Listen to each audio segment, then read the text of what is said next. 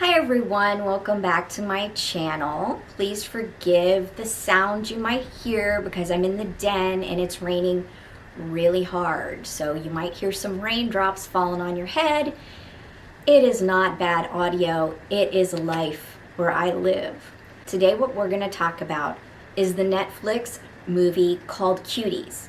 It's a French movie from, I think it's BAC Films, and it's dubbed. There's a little bit of subtitles in there. Not a lot. It's mostly dubbed. I don't know why Netflix is keeping this film. I really don't. I don't know if they paid a lot for it. I don't know if they paid a lot to have it dubbed in all these different languages for their different consumer base. I have no clue. Cancel culture is coming for the cuties, the mignons. I don't know why Netflix isn't doing the right thing and simply just reading the temperature of the room, seeing which way the weather's blowing, and pulling this trash pile down. But as far as I know, they haven't yet, because basically I saw the pull line about the uproar about Cuties and cancel culture going after this movie and going after Netflix and saying cancel Netflix and the whole 9 yards. So what I did was I pulled up Netflix and I see, oh, it's still up, it's still available, and I proceed to watch it as I'm doing other things. Half of my mind's on this and half of my mind's on other things. And I found that cancel culture has a point with this movie. It is sexualizing minor children. 11-year-olds, you guys, 11-year-olds. Listen, I'm an old girl. I'm long in the tooth. I was raised in the 70s where we had Endless Love and we had Blue Lagoon and we had Pretty Baby. And if you don't know what I'm talking about, these are kind of coming of age films that had Brooke Shields in them. Remember Brooke Shields, Nothing Comes Between Me and My Calvins, you know, the very over-sexualized Brooke Shields. In Pretty Baby, Brooke Shields is the daughter of a prostitute, and her virginity is sold to the highest bidder. In Blue Lagoon, she is shipwrecked with this young boy. She's a young girl, and they end up having sex and having a baby. In Endless Love, it's her first sexual experience. That's more of a coming-of-age movie with an older man. Oh, Little Darlings with Tatum O'Neal and Christy McNichol. I loved them, by the way, and I still love Tatum. But long story short, it's a movie about the girls that go to summer camp and take a bet about who can lose their virginity first. So that's what I grew up with in the 70s. You know, that's what the climate was in the 70s. It was acceptable, and even that wouldn't be acceptable now. This takes it a step beyond. A universe beyond. And let me explain to you why. This is an issue where you have freedom of speech, right? And then on the other hand, you have cancel culture. So what are they canceling? They don't like the fact that this is sexualizing children. So we're talking about the freedom of speech to be able to say what you want, and sexualizing children and making almost a romanticized view of sexualizing children. Now this side's allegedly saying This issue is just the poster. The poster was sexualized. This movie isn't sexualizing children. It's just a poster taken out of context. Is that true? Well, let me tell you. This is not just about a poster. All right, I'm going to give you the quick overview of this movie. You have a child. Her name is Ami. She is, I think she's Muslim. She's in a religious family, and she is in housing. They start off showing you that how important it is to keep covered and things like that. She sees another one of a girl group that's going to be known as the Cuties in housing, and the girl is putting laundry in and she's doing a little dance. Very toddlers and tiaras meets dance moms type young girl in little booty shorts shaking it around. All right, so you get the idea, and you also get to know that Ami, they're pinching pennies, that she doesn't have money for fancy clothes. She's shown giving her brother his morning Cheerios and counting out the Cheerios and making a game out of it. And she goes to a school, seemingly a public school, and there's this group of cool girls, and they're known as the Cuties, and they're doing almost like flash mob dancing around, and they dress in really short outfits, little tank tops. They're very thin because hello, they're 11 years old, they haven't even developed yet. They're wearing like things like platform heels all together in one outfit. So they little tight tank top, little booty shorts, platform heels, full face of makeup, 11 years old. All right, so am I painting the picture for you? Think of Sunset Strip in the 70s when the rock stars would come to town and what the groupies would wear. So there you go. That's the image that these 11-year-olds are putting off. What happens to Ami in her personal life is her mother, apparently the father figure, is getting a second wife. The father is getting a second wife from Senegal, and she's under a bed and she hears the mother almost having a breakdown over this second wife, and so she's having trauma in the home, and so she starts acting out at school. So how she does this is she starts ingratiating herself with this Cuties dance group. She's enthralled by them. We see many scenes of her peeping on them and watching them and learning their dance moves, and she ends up stealing a phone.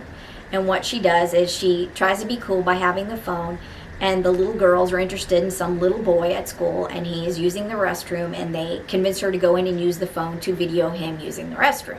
She does a piss poor job at it, no pun intended, and so then she ends up winning their confidence by doing like their first music video in a way. They're doing their little dances and she's videoing them dancing. So she ingratiates herself into the group, she learns their dance moves, and eventually she's invited into the group.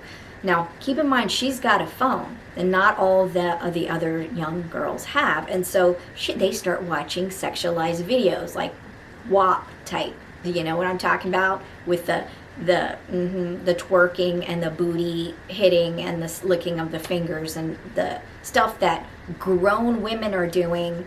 And so this is adding this flavor and this behavior to this dance group. And it is quite shocking, folks, considering that these are 11-year-old girls. They're doing booty shaking and twerking, and there's a dance contest against another group that seemingly are a little bit older, and they even show their breasts during. Yeah, I know, it's France. They have a more lax idea about sexuality, which is one thing. They also have a lower age of consent. Oh gosh, I might get blasted for this, but I think it's 14 years old. All right. So they have different ideas about sexuality, but 11 is way toeing the line. All right. Unacceptable. So they have long drawn out scenes of this movie of the children twerking, smacking each other's butts, sucking their fingers while they're doing it. I mean, simulating sex acts almost. I mean, it is over the top. So what happens is Ami ends up posting a nude of herself online, and she gets caught out, and then it's an uproar, and the Cuties kick her out of the group because that's going over the line. And there's this very, very bizarre scene of her being in the middle of a group of the family members, and they're throwing water on her, and she's twerking almost like she's possessed, and they're like trying to get the demon out of her. It's very strange, and give me one little bit of leeway because I could not stand to sit there and watch this. I was doing other things at the same time. So she gets kicked out of the dance group, and it's the day of the big twerk off with this other group. And so her spot is taken, and in order to regain her spot, she pushes one of the little Cuties into a canal and takes the girl's spot for this big dance off. And so basically the last part of it that I watched, I believe it's the end of the movie, is she ends up filling in. She's all ready to go. She's in her full outfit, and they're doing this horrible sexualized dance, pulling out all the bells and whistles, and she ends up having some kind of a mental breakdown and cries and doesn't continue. And I don't see how anyone could justify this as a coming of age film, some kind of heartwarming Stand By Me coming of age film. It is not. Do not fool yourself. This is not about the poster.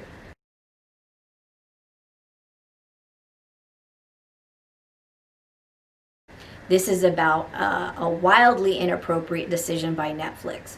Now, should Netflix be canceled over this? Not in my opinion. I believe that they shat the bed on it, but I believe in washing the bed sheets. So if you can redeem yourself, Netflix, just take it down. Don't take it down because it's against freedom of speech. Take it down because it's the right thing to do.